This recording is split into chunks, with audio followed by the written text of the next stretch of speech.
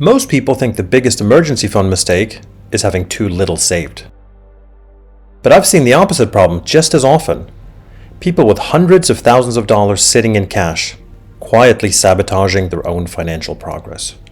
In this video, I'll show you why most people misunderstand what an emergency fund is actually for and how to figure out the right amount for your situation.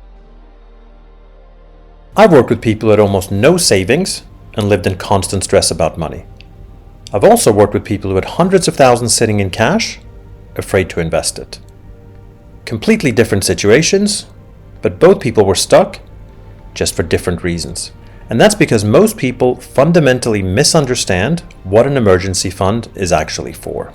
When I sit down with clients and ask how much they think they should keep for emergencies, they almost always just guess.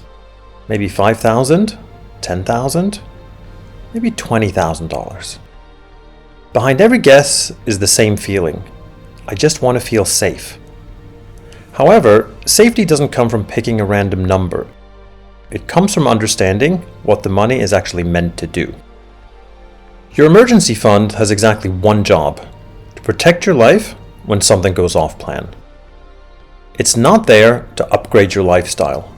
It's not there to beat inflation. It's definitely not meant to cover every disaster you can possibly imagine. It is there to buy you time when life inevitably throws you a curveball, a gap in employment, an unexpected expense, some short-term disruption that you didn't see coming. So instead of thinking about some absolute dollar amount, think about how expensive your life actually is. Not your dream lifestyle, just the essentials you can't avoid. Your rent or mortgage, utilities, food, insurance, minimum debt payments, the kind of stuff that keeps the lights on. For most people, the sweet spot is somewhere between 3 and 6 months of those essential expenses.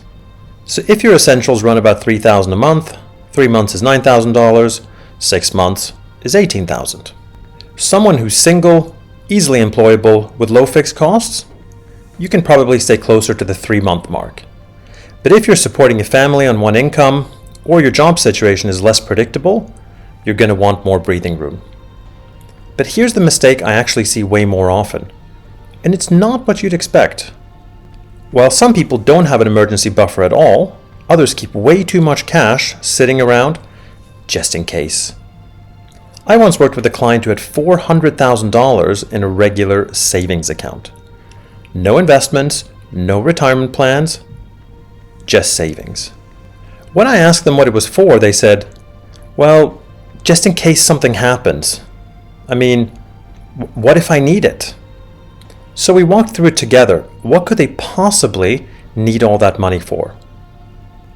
Their daughter was heading to college the following year. That would cost about $5,000. They wanted to buy their daughter a used car as well, another $5,000. They were worried about getting sick, but both had excellent health insurance through the hospitals where they worked. Their monthly expenses were about $5,000. So even if they wanted to plan for an entire year without income, which is quite conservative, that would only be $60,000. There was literally no emergency scenario that would require anything close to $400,000 in cash. It wasn't an emergency fund anymore, it was just anxiety disguised as being careful. Look, a good emergency fund should reduce your stress, not come at the expense of your future. Once it's in place, you don't just keep piling money into it forever. You maintain it at the right level, and then you make sure the rest of your money actually starts working for you. Where you keep this money matters too. Emergency fund needs to be liquid, easily accessible, and stable. Not locked up in some long-term deposit. Not invested in stocks or crypto, or anything that could drop 10-20% right when you need it most. A regular money market fund does the job perfectly. You're not trying to grow this money, you're trying to make sure it's there when you need it. Here's the bottom line. A good emergency fund doesn't slow down your progress. It protects it. Because when something unexpected happens, and it always does, your long-term financial plan stays completely intact.